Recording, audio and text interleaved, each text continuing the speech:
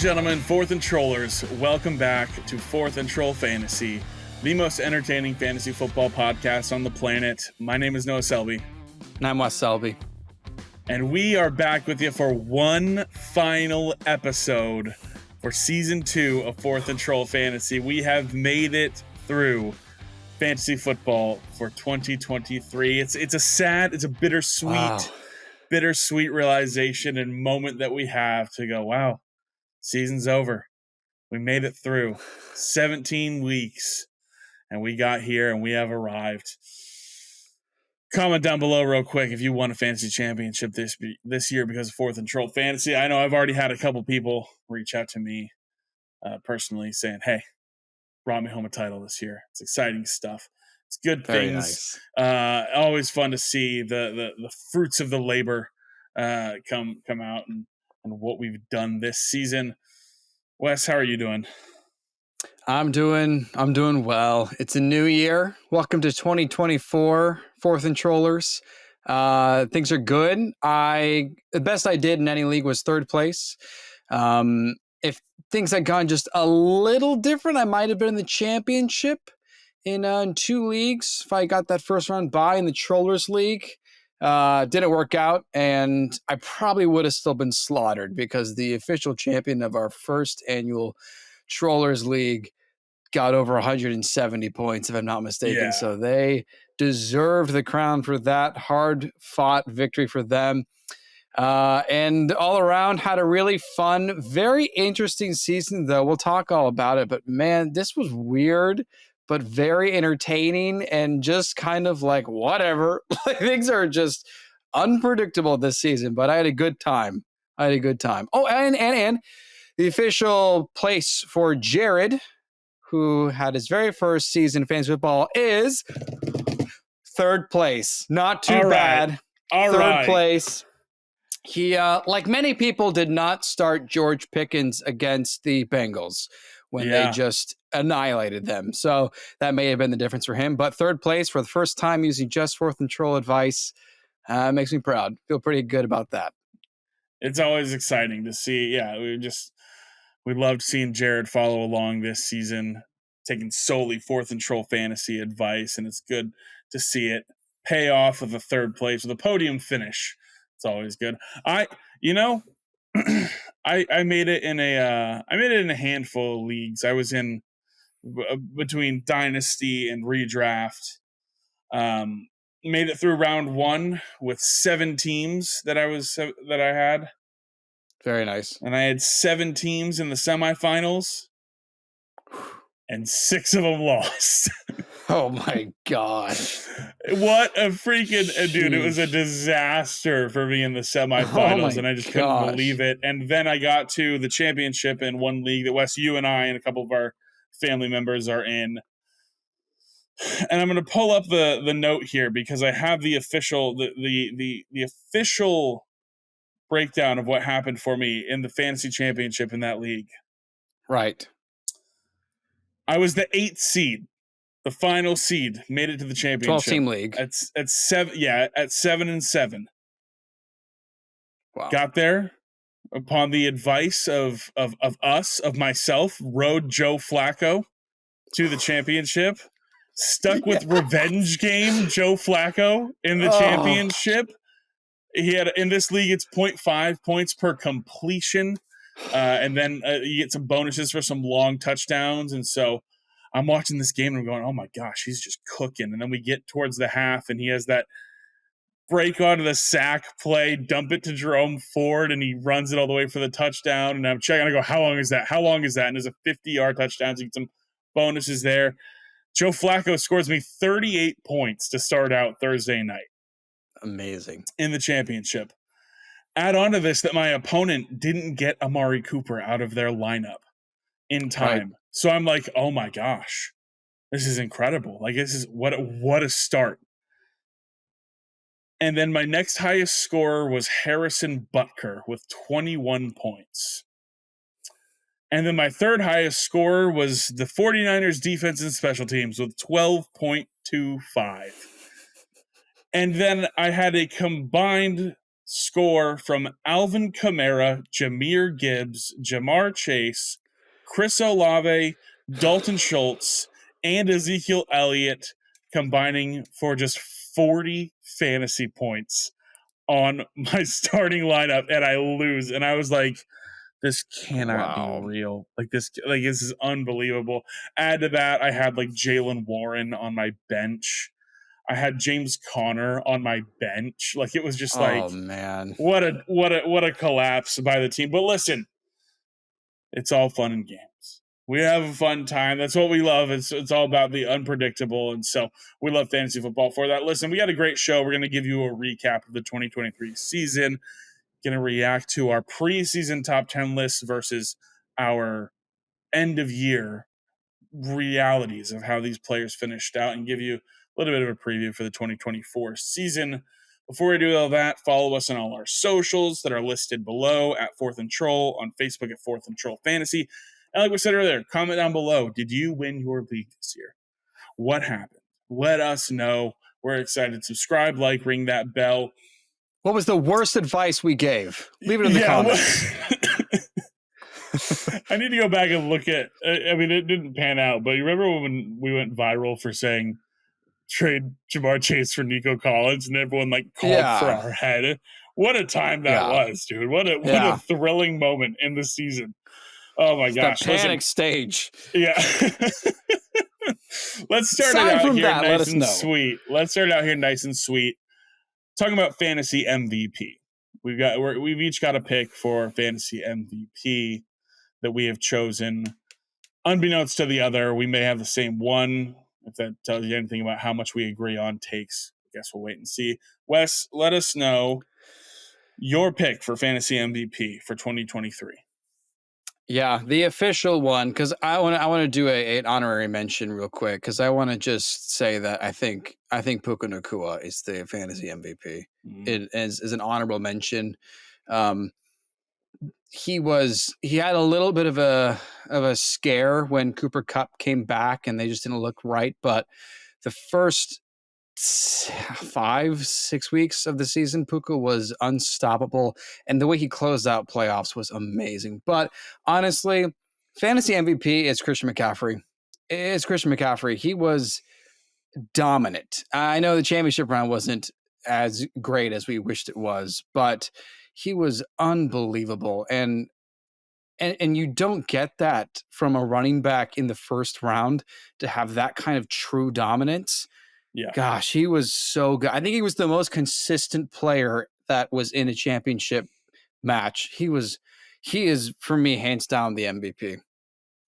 Yeah, and I love the honorable mention to Puka. He's one that I was considering. Obviously, you consider Tyreek Hill. Maybe you got a little pick in there for if you want to go down for a playoff run. Like Isaiah Likely was great down the stretch. Maybe he helped save your season.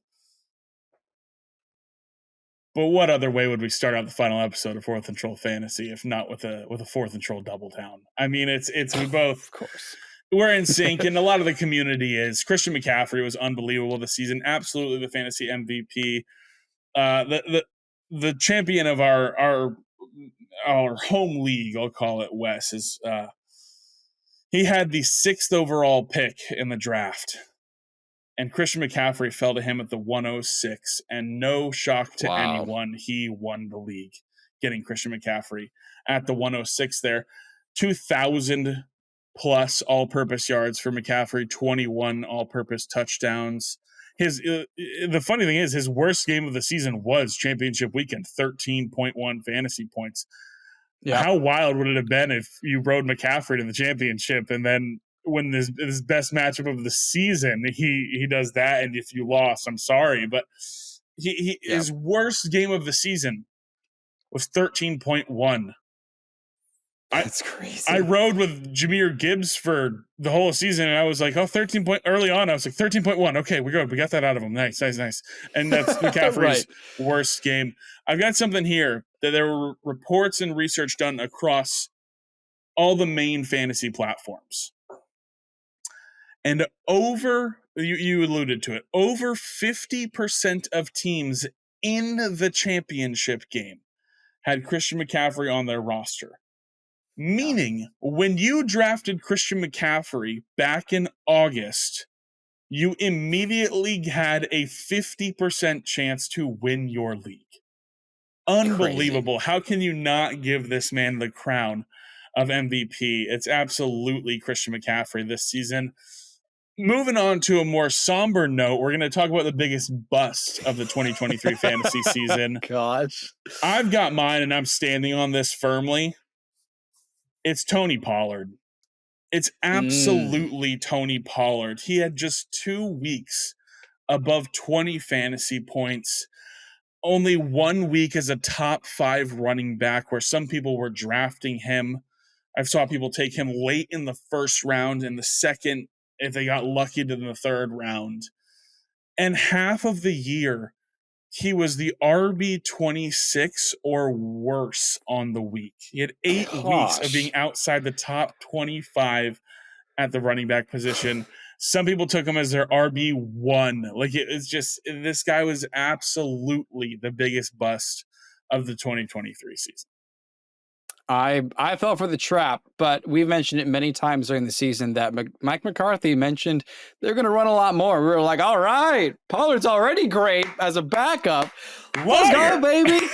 Woo, liar. So that didn't turn out the way we thought. And the wide receiver on that team did great. We'll talk about him later. Yeah. Holy heck. I almost I considered Tony Pollard as the biggest bust. You know, I'll go ahead and say he was RB 15 in full PPR. So that's not horrible. But when you're taking him in the second round, that is kind of horrible. So I almost considered him. He's definitely a bust as far as that purpose goes. But I'm going to say that Trevor Lawrence is my biggest bust, just because not only was it like, hey, we think it's going to have a great MVP season in the real world, but like he barely got over 20 points ever in the entire season. And that completely affected Calvin Ridley. He was like a 5th round pick for a lot of people. Some people were reaching on him because they had the high expectations, and he was just a major disappointment, to the point that you even said he's a drop candidate, and you did. And it was fine to drop him. Like, it was just, he was a major disappointment. We said to drop him, and then he was like, what? They said to drop me? And then he put out like 2.5 weeks of really good fantasy football. And then he was like, oh no, I suck again. Like, So it was very, very upset by Trevor Lawrence's lack of MVP type performance. Such a disappointing year for Trevor Lawrence. I mean, I will go over it. Maybe, I mean, I think we're going over your quarterbacks later in the show, but I had him like a top 5, top 4 quarterback coming into the year. I was so sold that this was the leap. This was the year. He's got all the weapons. Man, what a disappointment. I mean, Tony Pollard, Trevor Lawrence, I considered Travis Kelce. The only reason I really didn't put Kelce in this category was because he may be a bust, yes, but at the tight end landscape, you can't really complain much. But he was truly terrible the last month and a half of the season. Like it is. Yeah. I think it's Travis Kelce. I think it's time to hang it up, big guy. I know you guys clinched the AFC West again, but I think it might be time to call it quits while you're ahead. Enjoy. Let Taylor Swift do her thing, and you just support like you always do, my friend. But man, you and your brother can retire together. Yeah.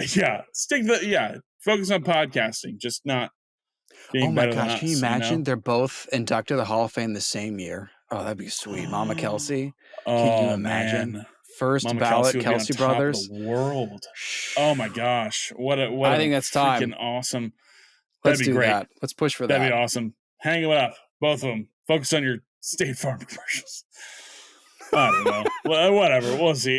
Dude, just on going off on about Kelce. Dude, in that game against the Raiders, dude, did you see how far, like how hard he chucked that helmet? Yeah. Dude, just overhand, just Yeah, was and insane. then Coach Reed like just jolts him Like, with his body shoulder. It checked was him. like, Yeah. what is going on? And Like, it was, wow, Aiden O'Connell tensions is are really doing you high. guys in, huh? Like, what? Yeah. Aiden O'Connell, legend, beats the Kansas City Chiefs without completing a pass in the second, third, or fourth quarter. What a Unbelievable master. stuff. That's it. MVP, biggest bust. Now, we do something on the show, Wes, called Mark My Words. We did it a lot in year one. Not as much here in year two, but Wes, let's jump into a little bit of Mark My Words review. Let's look at essentially what would you describe Mark My Words as, Wes?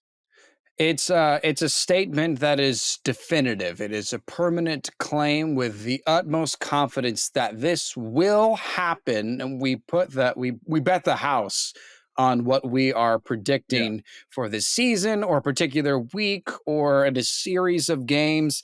And I think, as you mentioned, we didn't do it a lot compared to the previous year because it was really hard to figure out what the heck was going on in fantasy this year. So yeah, so we were just kind of just like not really ready to just say like with total confidence, I'm going to say, mark my words, this guy's doing this. But I mean, as you mentioned, we helped a lot of people, but it wasn't in this degree where we said, mark my words. But I've counted, we said it 8 times. 8 mark my words. Most of them were from you, Noah. So that's why I'm going to read this off and let you know what happened here. Oops, try my keyboard here.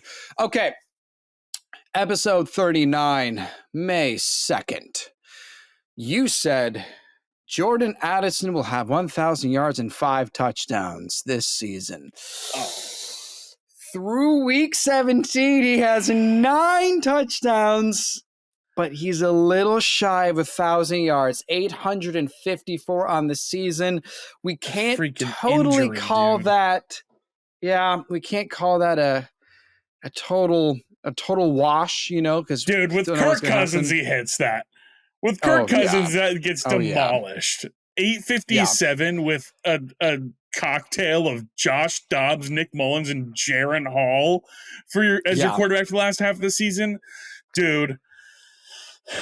Cash it. I don't care. That one smacks if Kirk Cousins is the quarterback all year. He's fine, right? His health, how's he doing? Is he going to play week 18? Addison?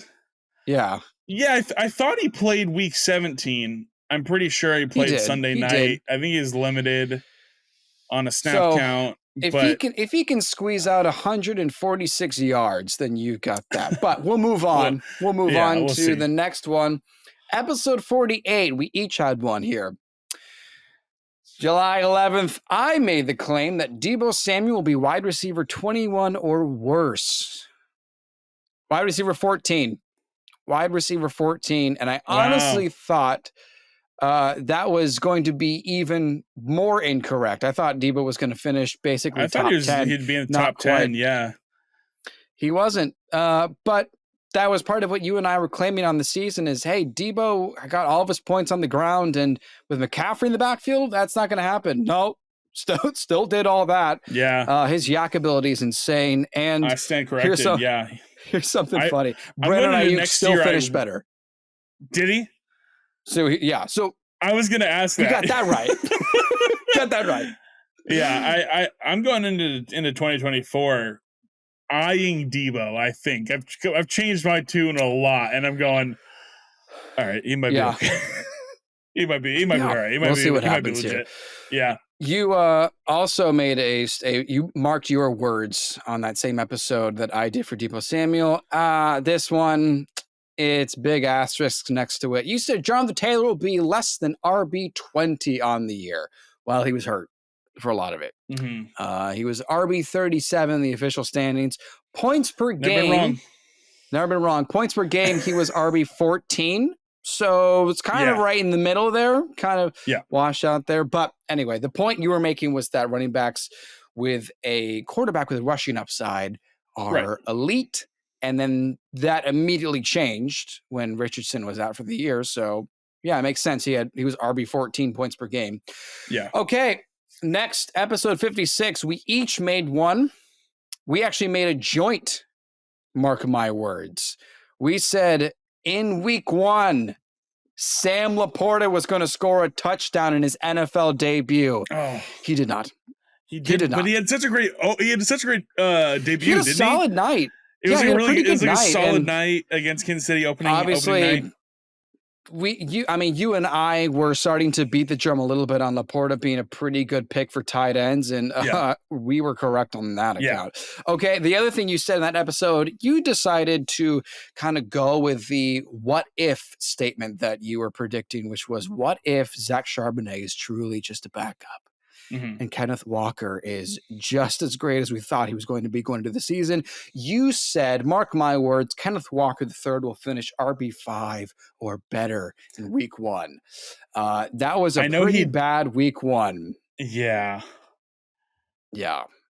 The Rams trounced the Seahawks in week 1. Yeah. Puka Nacua helped a lot with that. Kenneth Walker, RB26 on week 1. So,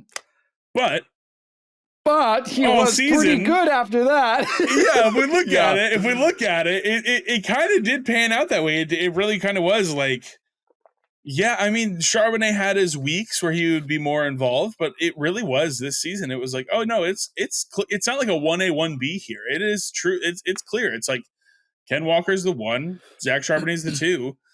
Yeah, wow.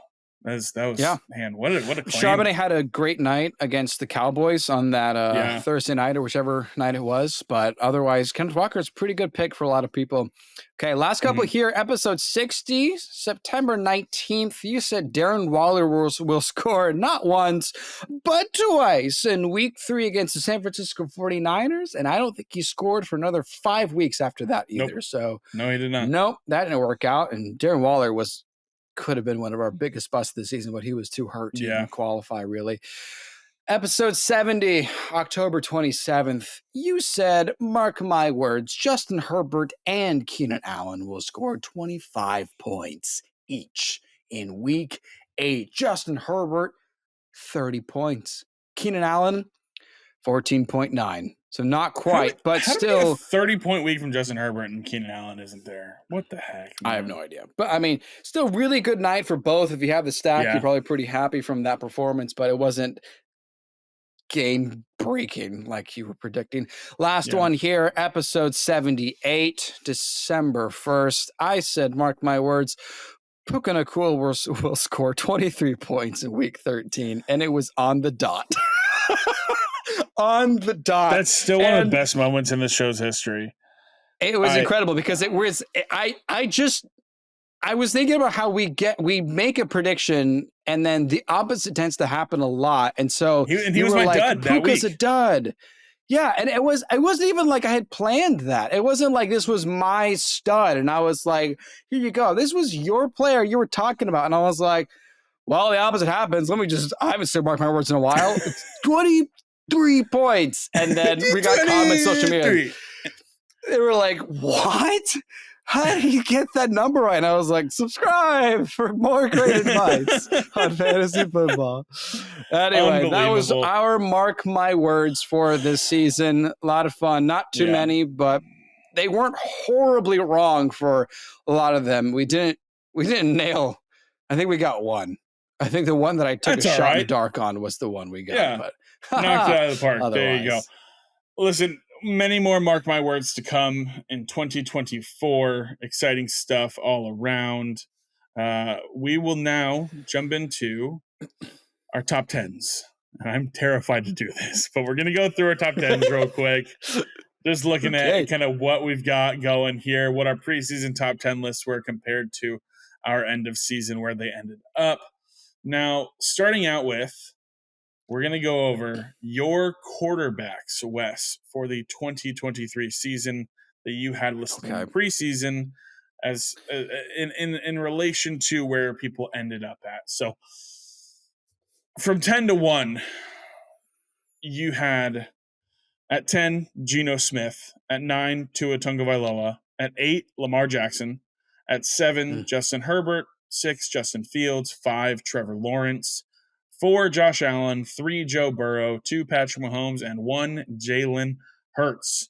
Now, in comparison to the actual top 10 list here, there are some names on this list that are unbelievable. At number 10, Yeah. Tua Tagovailoa ends this season, a fantasy season, as QB10. At number 9, Baker Mayfield. I was dangerously close to having to dye my hair blonde this season. Yeah. I think Chris Godwin, he had a really bad first 3 quarters of the season. And the last quarter of the year, he was getting all these targets and yards and scoring. And I was like, can we chill out? Because in the preseason, I said, if Baker Mayfield provides 2, I think it was top 15, top 20 wide receivers top on the 20. year, I will dye my hair blonde. And he got to wide receiver 30, dude. I couldn't. It's pretty crazy. Baker Mayfield's a top 10 fantasy quarterback this year. Crazy. I found myself enjoying watching Baker this year, and I'm one of the biggest Baker Mayfield haters out here. So it's pretty unbelievable to just see him here. Talking contract extensions fantasy with him too in Tampa. I know. Crazy. At number 8 here, Jared Goff. Number 7, Patrick Mahomes. I was 1 year early last year. Oh, man. At number 6, Brock Purdy. At number 5, Jordan Love. At number 4, Packers fans, how do you feel? How do you feel? Just 3 Hall of Fame quarterbacks in a row. Here we go. What are you doing? At number 4, real quick, and that team is so young that as they continue to develop, that's going to be crazy. At 4, Lamar Jackson. At 3, Dak Prescott. At 2, Jalen Hurts, and at number 1, Josh Allen. That's our quarterback breakdown. Pretty crazy stuff. Pretty crazy names to see there. Pretty interesting to see. I mean, we definitely missed on I also had Geno top 10. But I mean, also Herbert gets hurt, Burrow gets hurt, that kind of thing. Hurt. So yeah, Fields gets hurt. He's still awesome though. So top 10 quarterbacks. The biggest one is Lawrence. Crazy to see. Biggest one is Lawrence, yeah. And probably where I had Jordan Love, I don't really know preseason where I had Jordan Love, but compared to being QB5, unbelievable. Yeah. You had Jordan Love as your QB 25 on the year. Because I got your list right in front of me. What in the heck? You had Baker Mayfield as the 32nd quarterback. Yeah. I was like, did he? Yeah. Hence why I just self-proclaimed biggest Baker Mayfield hater. Yeah. You were like, Mac Jones is still a better option. Yeah. Didn't even finish as a starter there in New England. Yeah. I thought Bryce Young. Yeah. Fire him up.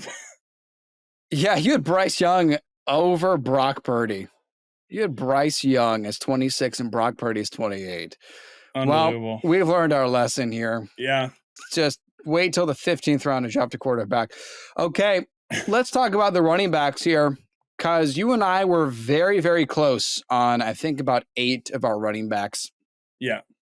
And it was more or less just a complete disaster on everyone's running back rankings going through this season. So we'll start out here. Number 10, Najee Harris. This is your rankings. Najee Harris, number 10. Number 9, Saquon Barkley. 8, Ramondre Stevenson. 7, Tony Pollard. 6, Jahmyr Gibbs. 5, Derrick Henry. 4th, Bijan Robinson. Top 3, Nicholas Chubb. Big asterisks on that one. Multiple asterisks. I hope he plays again. Should be. He's off of crutches again. Number 2 was Christian McCaffrey, and you thought as a repeat number 1 was going to be Austin Eckler. You had 3 of those running backs still made top 10. And there's no shame in any of that because it was just a unbelievably wild season. The official top 10 running backs, again, full PPR because they do a little bit of stuff here. Derrick Henry was 10th. Number 9, wow, Alvin he still Kamara. made it. Derrick Henry was still top 10. Still snuck in somehow. But number 9 was Alvin Kamara. Despite his suspension and Derek Carr, he still was dominant. Number 8, Jahmyr Gibbs. He was top 10. He found his way in the last stretch of the season. Happy to see that. Number 7, Joe Mixon. Thanks a lot, Joe Burrow. That's what Yeah. happens when you don't have your starting quarterback. You just take over the NFL. Number 6, Rachaad White. Rachaad White was nearly a top 5 running back. You know who was top 5? Kyren Williams. Kyren Oh, Williams, who missed multiple games, was still the 5th best running back in fantasy. Number 4, yes. Number 4 was Breece Hall, the oh my Jets gosh. running back, in spite of everything, 4th Yeah. best running back on the season.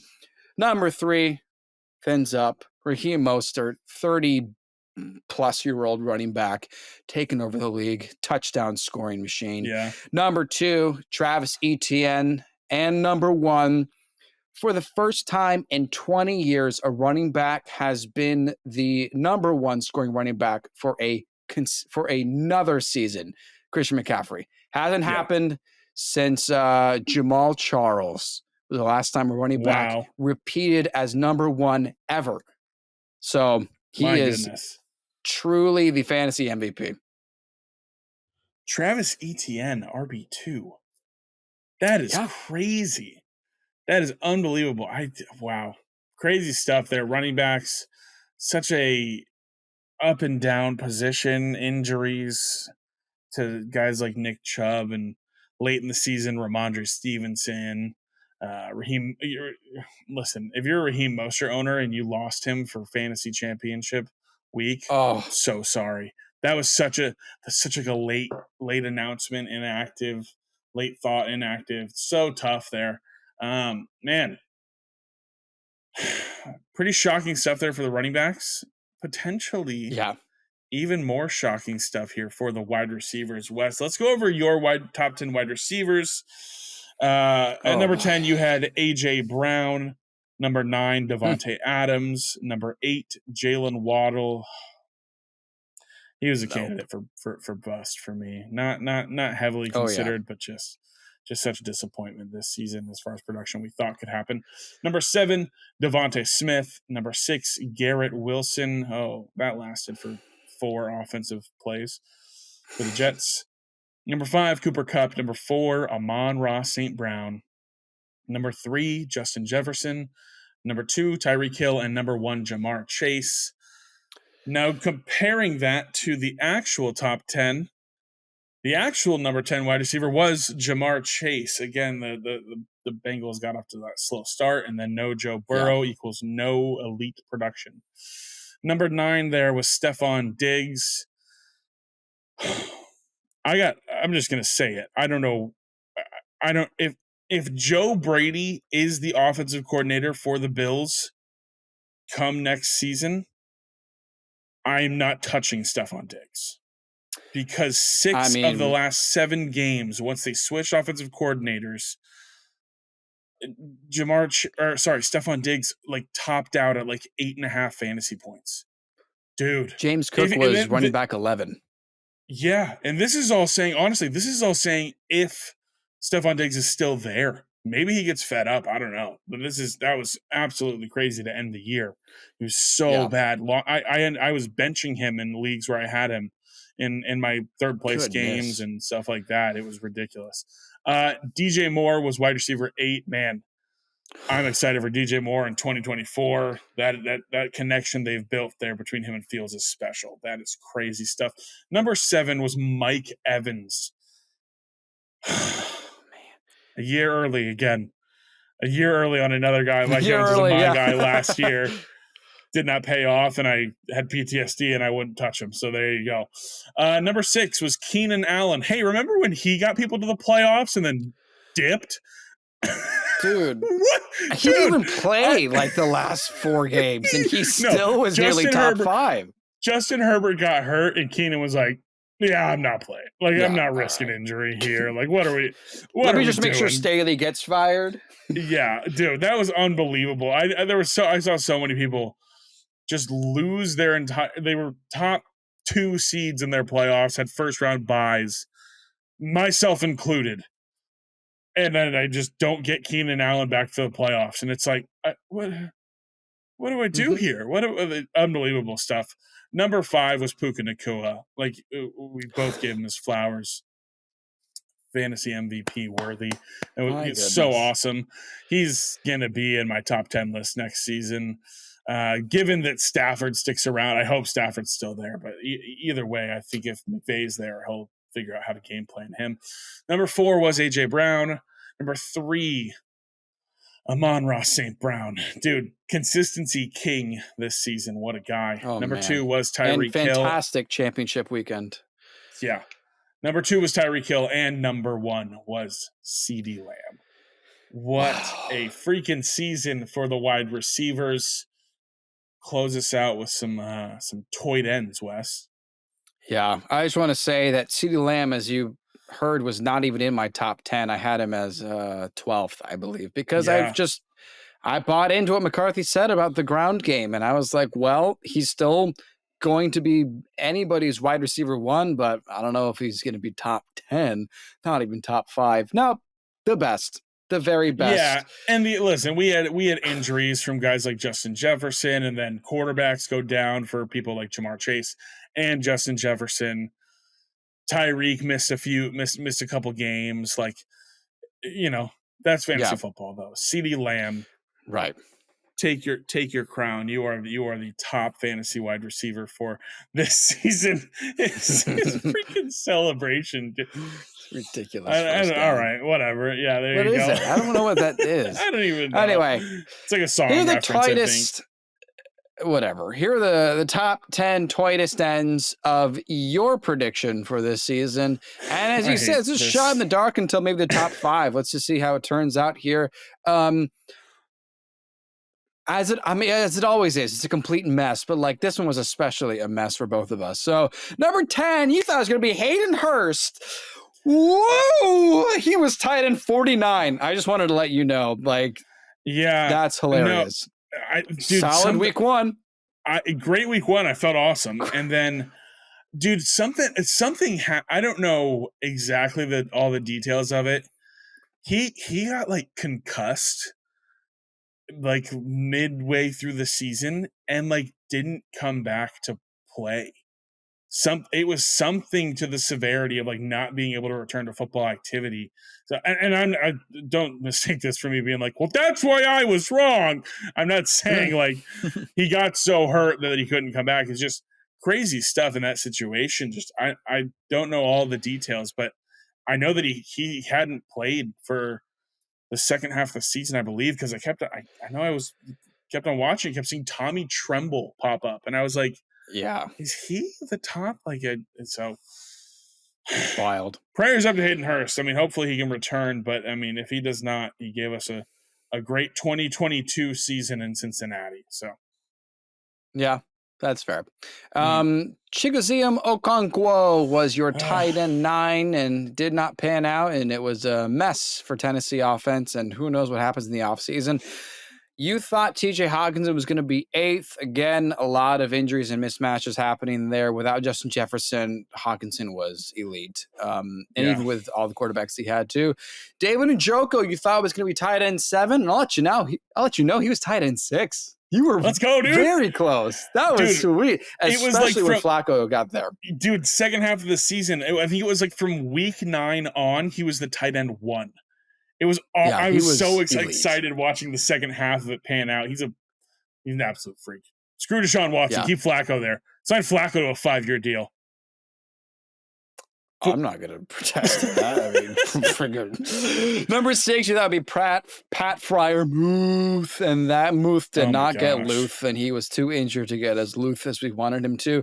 Number 5, you thought would be George Kittle. He was tight end 5, so that's a perfect check mark for you there, baby. Well done.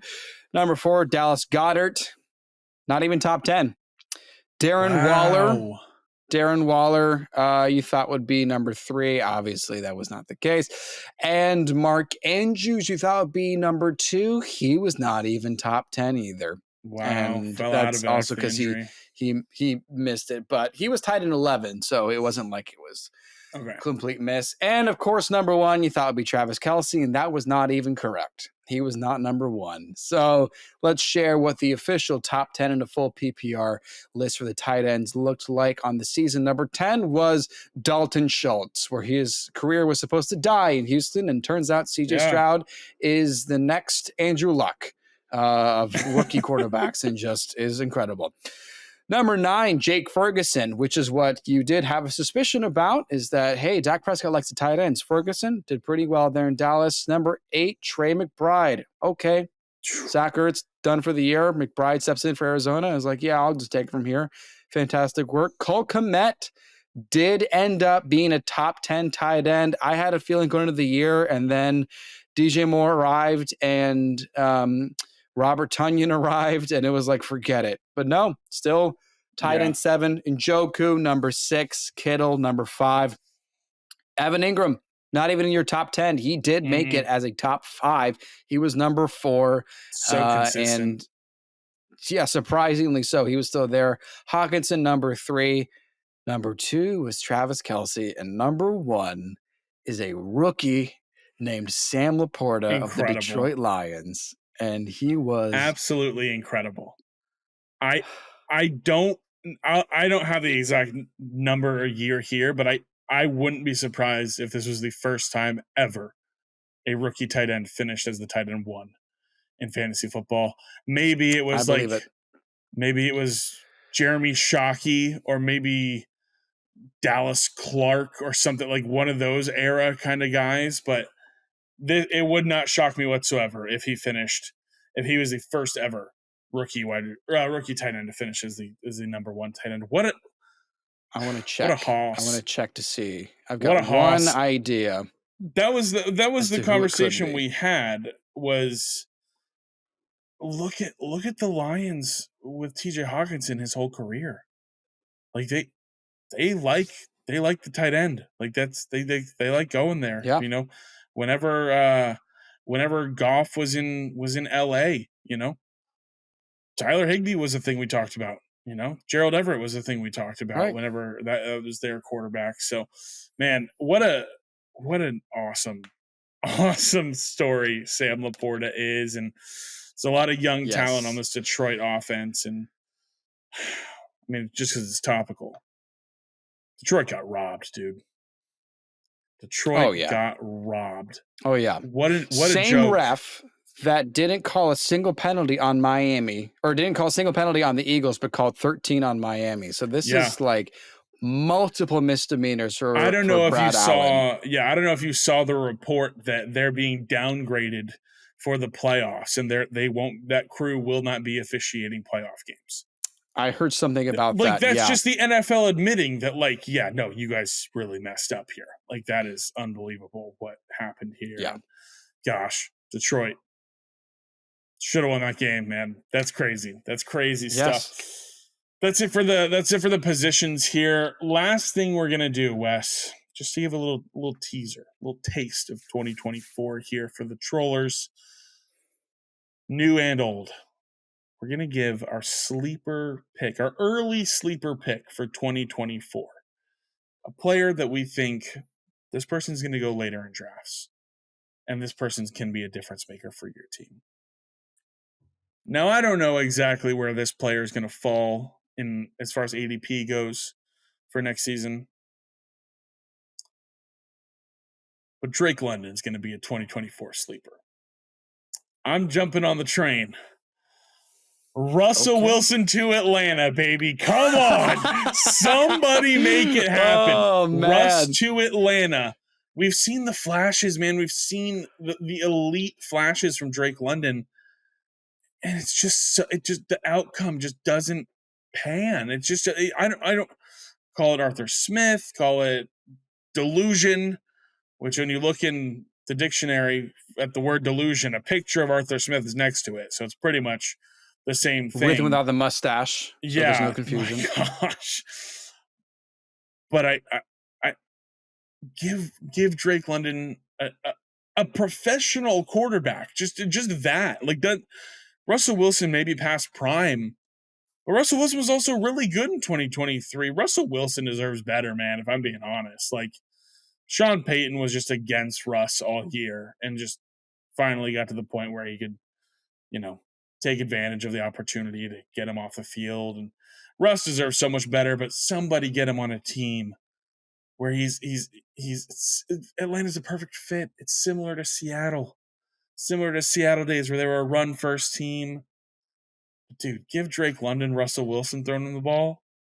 Drake London can be a top 15 wide receiver, man, for fantasy football. I love it. Drake London's my early 2024 sleeper. I'm sure we'll see more in the offseason. We'll see if this pans out. But Russ to Atlanta, Drake London's going to be a difference maker for fantasy teams in 2024. Wes, hit me with yours before we end the show. I couldn't quite decide, and I end up thinking about 3, but I'm going to land on my final one that I'm making him my guy already. So 2 players, just quick shout out.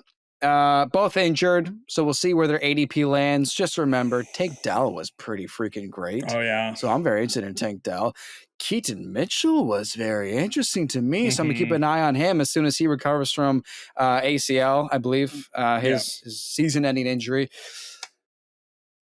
But my guy for 2024 is Jackson Smith-Njigba. I'm all in on this guy. And if he's 4th round or later, that guy is going to be the best value in the draft, man. I am stoked for him. Ooh, he's going to take over in Seattle. I'm loving it. I'm loving it. Is this, let me ask, is this contingent at all on if Tyler Lockett is still on the roster next season, or do you think no? Is this either way next year? Either way. JSN, my guy. JSN is going to be he's going to be the first wide receiver taken in the first round of the 2023 draft, and he's going to prove it even more next year. I'm so ready. Yeah. So ready for this guy. He already showed some great flashes end of the season. Not enough to be like wide receiver 1 over DK, but man, I'm ready. I'm so ready for him. I love it. I'm a big JSN fan, and I didn't love the landing spot, but it seems like he is going to especially keep that connection going with Geno. So big fan of JSN. Listen, that's going to do it. It's going to do it for the podcast episodes here of 4th and Troll Fantasy for the 2023 fantasy football season. Make sure you subscribe, though. Make sure you ring that bell. Make sure you're following us on socials, because we're going to keep getting content out to you guys throughout the off season. It's not going to be as regular as our twice-a-week episodes. It's not going to be exactly podcast episode format, but it's going to be some fun stuff we've got cooking up for you that we're going to be getting out to you through the off season. And then when we hit draft season, NFL draft season, late April, early May, we'll swing back around with you, and we'll start getting some more episodes out to you of the podcast, some more long-form thoughts and things that we're going to be putting out with you. But hey, we just want to say thank you guys. This has been an awesome season. It's been so fun. This is our first season with, this second season, but first season doing, video podcasts on YouTube live. Not live, but putting out video podcasts where we're talking to each other, where we're putting out content. And it's been an awesome year. We've seen awesome growth. We started out the season on YouTube with somewhere around 30 subscribers. 27 with 27 subscribers. And I want to check the count. I checked earlier before our recording just to see if there's any jump here. We've jumped 100. We've gained 195 subscribers this year. We've nearly 10x'd the community of 4th and Troll, which is just so freaking cool. I'm at a loss for words, because it's hard to put into words, Wes, what this year has been. It's been so exciting seeing the community grow, and we just thank you. Thank you. Wes, take it. Yeah, Wes, take it away. Give a little word, and we'll close it out. It's definitely been a lot of work. We've put in much more work than we probably anticipated we would, and just kind of, we know this is the grind right now. We're still growing. We're still young. We're still just getting started, but it's the people like you watching that has helped us get to this point and has given us a lot of ambition and dreams and expectations for our next season. So we really do hope that you continue to subscribe and watch and leave a like and help us continue to polish and make our show as great as it can, so that when we get to next season, we can continue to be your most entertaining fantasy football podcast on the planet. So thank you very much for all that you've done. It's crazy. This is crazy, man. Listen, thank you guys again for the final time for season 2 of Fourth and Troll Fantasy. I'm Noah Selby. And I'm Wes Selby. And this has been Fourth and Troll Fantasy. Fourth and Troll Fantasy is a production of FQ Media and Selby Artistic Workshop.